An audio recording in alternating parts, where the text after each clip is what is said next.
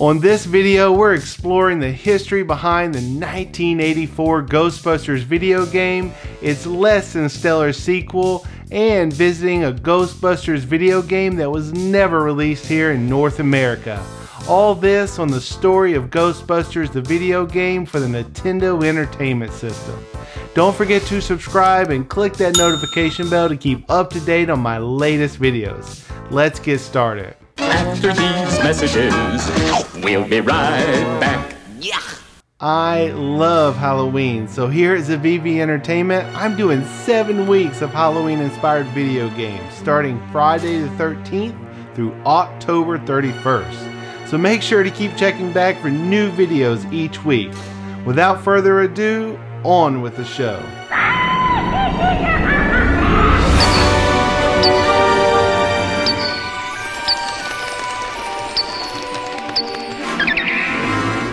Ghostbusters was a fantasy comedy movie released in 1984.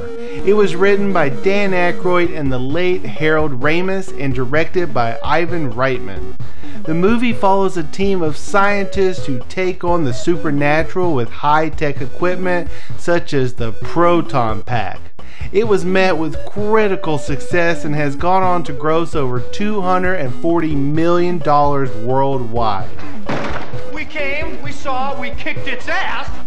In early 1984, around the same time the filming for Ghostbusters was wrapping up, Tom Lopez, Vice President of Activision's product development, contacted Columbia Pictures and requested the license to develop a Ghostbusters video game. In return, Columbia Pictures only had one request: make the game as quickly as possible. Columbia Pictures wanted the game to be released while the movie was at its maximum popularity, and Activision agreed, and Ghostbusters was developed in only 6 weeks' time.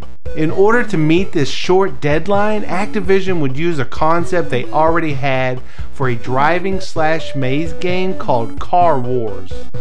The Ghostbusters video game was designed by David Crane. David Crane was known for multiple other games before Ghostbusters, such as Grand Prix and Pitfall for the Atari. Ghostbusters was developed for the Commodore 64 first and released in 1984, the same year as the movie. In the game, the player's objective is to collect at least $10,000 before enough ghosts make their way to the Zool building. Each ghost that makes it to the Zool building will add some to the city's PK energy meter. Once that meter is full, the player can drive to the Zool building as long as they have $10,000 or more, and if not enough money is earned, it is game over. In order to make the money required, the player needs to capture ghosts by driving to the flashing buildings. Once the player arrives at the buildings, they can lay a trap and try and capture the ghosts by blocking them with their proton beam. Once the player has enough money and the meter is full, they can head to the Zool building where they will come face to face with Stay Puft Marshmallow Man, who is blocking their path. The player has to time it just right to get the Ghostbusters in the building, and if done successfully, they officially beat the game and Zool is destroyed. The Ghostbusters video game was then ported to the Sega Master System in 1987 and then the NES in 1988. Both games, while very similar to the original, had many differences as well. The Sega Master's version added other cars on the road, something not seen in the original Commodore 64 version. Also with this version, you're required to let the meter fill up completely, and you cannot enter the building early even if you've already collected enough money. Once at the Zool building, Stay Puft Marshmallow Man is blocking the path, just as he is in the Commodore 64 version. However, once inside the building, the player goes through an entire new level. In this level, the player must shoot ghosts with their proton beam and make their way to the top of the building where they battle against Zool. While both the Commodore 64 and Sega Master System version allows you to purchase a car at the beginning of the game, the NES version is missing this ability. Instead, it has the player driving around in the Ectomobile from the movie. Also, a new mechanic that appears only in the NES version is a fuel meter, which requires the player to collect fuel tanks while driving around. If the player runs out of gas and doesn't have enough money to refuel, it's game over. Once the player has enough money, a message will appear on the screen allowing them to enter the Zool building. There is no waiting for a meter to fill like in the Sega Master System version. Once you have enough money, you're free to go. Also, there is no Stay Puft Marshmallow Man blocking the path. However, like the Sega Master System version, the NES also has a stairway level. This level has been repeatedly criticized over the years for its sheer difficulty.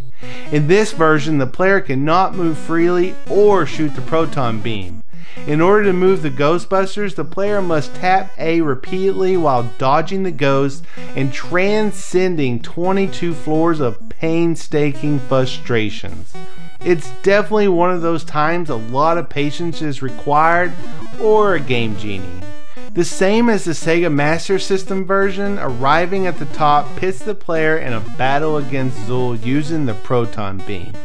The reception to the Commodore 64 version was decent, with Antic in May 1985 calling the Ghostbusters game the first adaptation to capture both the feel and the theme of the movie on which it is based, and it is most enjoyable to play. However, Ernie Hudson, who plays Winston in the movie, said, "My kids really hated the Commodore 64 game. They thought it sucked." Man, what a blow. In 1985, this game and the print shop were reportedly the two most widely pirated Commodore 64 programs of the time. Even with being pirated, it would still go on to be Activision's best-selling Commodore game as of late 1987. While the Commodore 64 version got decent reviews, the NES version of the game was panned by critics, fans, and gamers for its boring gameplay, bad controls, and little connection to the original movie. In 1990, 2 years after the release of the NES version, Activision would release Ghostbusters II, a game based on the 1989 movie of the same name. The game follows the movie closely with a sewer stage that abruptly ends and immediately puts the player in the Ectomobile for a drive and shoot stage. While driving, the player must shoot Slimers and jump extremely large potholes. This is followed by a courthouse stage, another drive and shoot stage, and then a subway stage.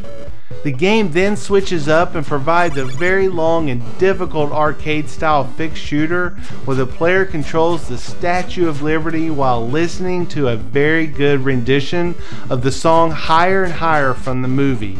Ironically enough, in the movie, the Ghostbusters control the Statue of Liberty with an NES Advantage controller. The game ends with all the Ghostbusters destroying the Vigo the Carpathians painting. Just like Ghostbusters 1 for the NES, it was panned by critics for its awful graphics, average sound, and high price. Skylar Miller from All Game called the game's difficulty grueling to the point of frustration. The rest of the world would not receive this version of Ghostbusters 2. Instead, Japan and Europe would get their very own Ghostbusters 2 game developed and published by HAL Laboratory called New Ghostbusters 2. North America would never see this game due to licensing issues with Activision and their already existing Ghostbusters 2 game. New Ghostbusters 2 differs greatly from North America's Ghostbusters 2. First, you pick which two Ghostbusters to use. One uses a trap while the other uses the proton beam. The objective in the game is to clear all the ghosts from each section of a level. Each level is an area from the movie and starts at the courthouse to the abandoned subway, Peter's apartment, the River of Slime, and finally the museum to battle Vigo.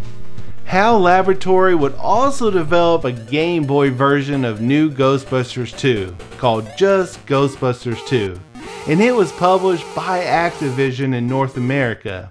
The game plays very similar to New Ghostbusters 2, but it is not a port of the game, and the music and levels are all different. That's the story of the 1984 Ghostbusters video game for the Nintendo Entertainment System. The Ghostbusters video game and its sequels are actually decent movie-based games, which was something very rare at the time. So do you have a favorite out of these Ghostbusters games? Let me know in the comment section below. The original is definitely my most memorable, but I really love the design of the new Ghostbusters 2. If you liked the video, make sure to subscribe and don't forget to click the notification bell to keep up to date on my latest videos.